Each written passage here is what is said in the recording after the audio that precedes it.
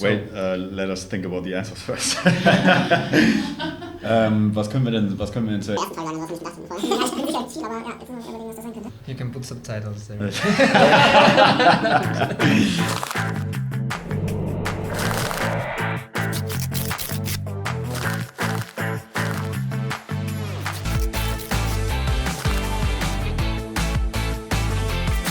Hi, my name is Andrei Teran and I'm a program manager for German Accelerator. German Accelerator is a program run by Startup Group and proudly funded by the German Federal Ministry for Economic Affairs and Energy. Today, I bring you an interview with DreamyTales, part of our market access program. I hope you enjoy this conversation and get insightful knowledge. Welcome, guys. Hey. Welcome to our mate sessions. Today I want to share a mate with you.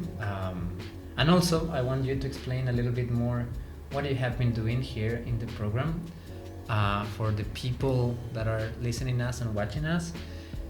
DreamyTales, and after I will let you introduce yourselves as well. They are part of a German accelerator program called Market Access.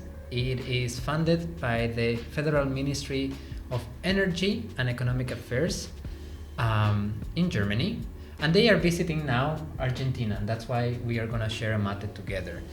So, DreamyTales, you have been part of our market access for around 3 months now. You started through a hybrid part, and now you're immersing yourselves in the country and experiencing your landing. So, Paul, Marcus, please, you can briefly introduce yourselves and you can let me know what you're doing with DreamyTales. While you're doing that, I will prepare the mate for you. All right. Hi everyone, my name is Paul. I am one of the founders of DreamyTales. DreamyTales is a German startup selling personalized books. This is the product we are selling. Inside you will find stories about you and yourself. So this is the book about my girlfriend and me. As you can clearly see, this is supposed to be me. This is my girlfriend, Livia. Hey babe. And I'm one of the founders of DreamyTales, and this is Marcus. Yeah, hello everyone. My name is Marcus. I'm also the co-founder of DreamyTales. I'm 35 years old, living in Cologne. Paul is also living in Cologne. Like two and a half years ago, we founded DreamyTales together because we wanted to create a product which combines technology and people's feelings. And I think today we can say that we managed to do so. Yeah, exactly. So we started in Germany like 2 years ago. Marcus and I, we met on an event, on a startup event, and kind of developed the product from there. And the basic idea was that, we all have so many stories to share, right? And especially, just from day-to-day life, things we experience. And I always get fascinated, when I meet new people, what their backgrounds are, the stories they have lived through.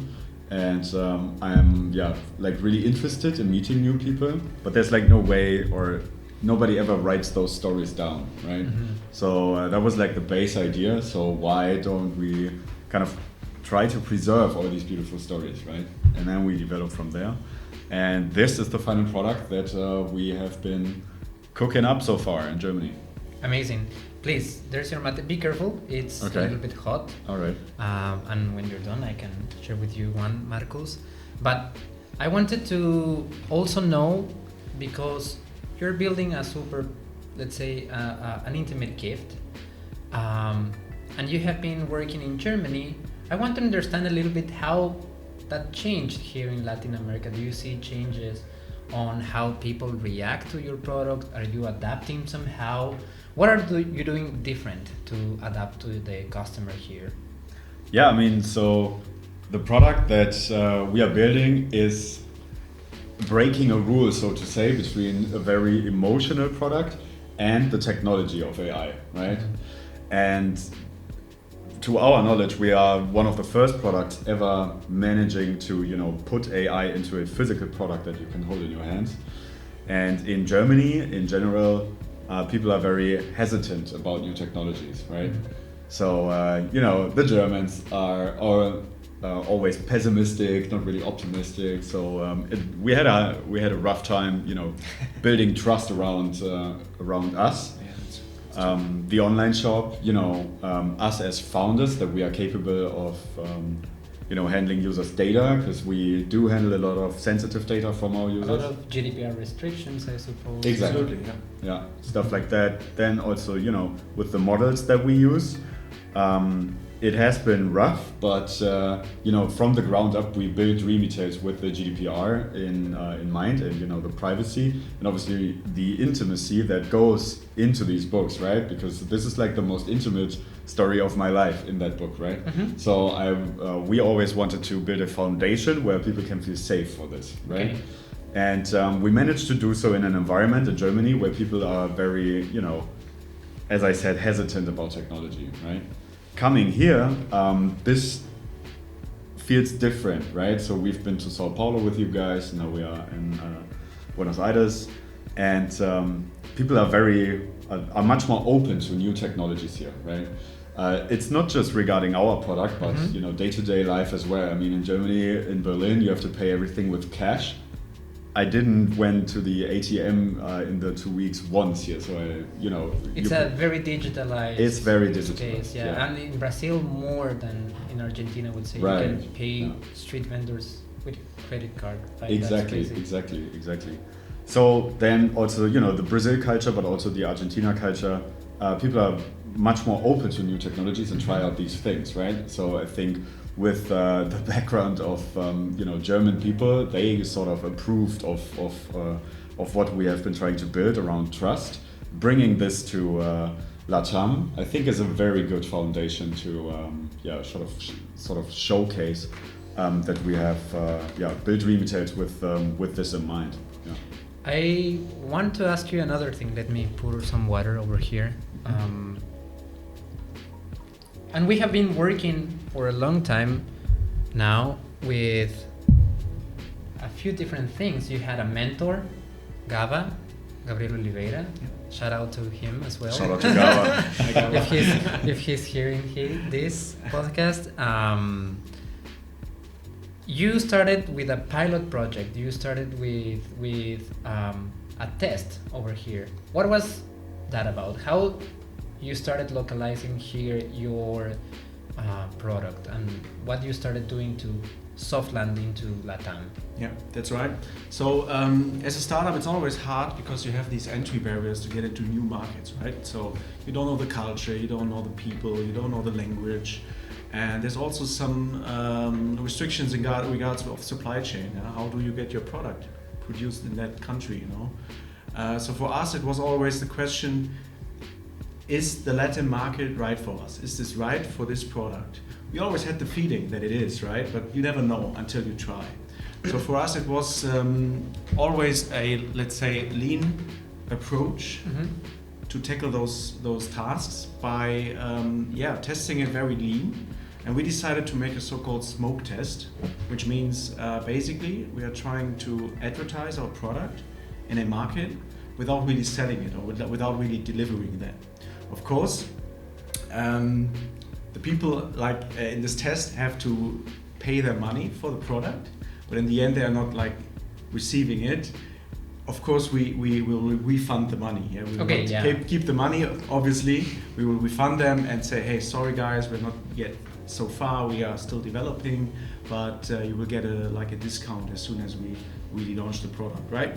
And this is very important because you can make surveys in a country and asking the people, hey, how do you find this product? And most of the people will say, yeah, it's great, yeah, I would buy that, right? But if they really have to buy it, they sort of say, nah, I need the money for something else, you know? So this is really the only way to understand if a market is ready for the product or is accepting the product. If a person is really paying money for your product, then you know for sure. Thank you.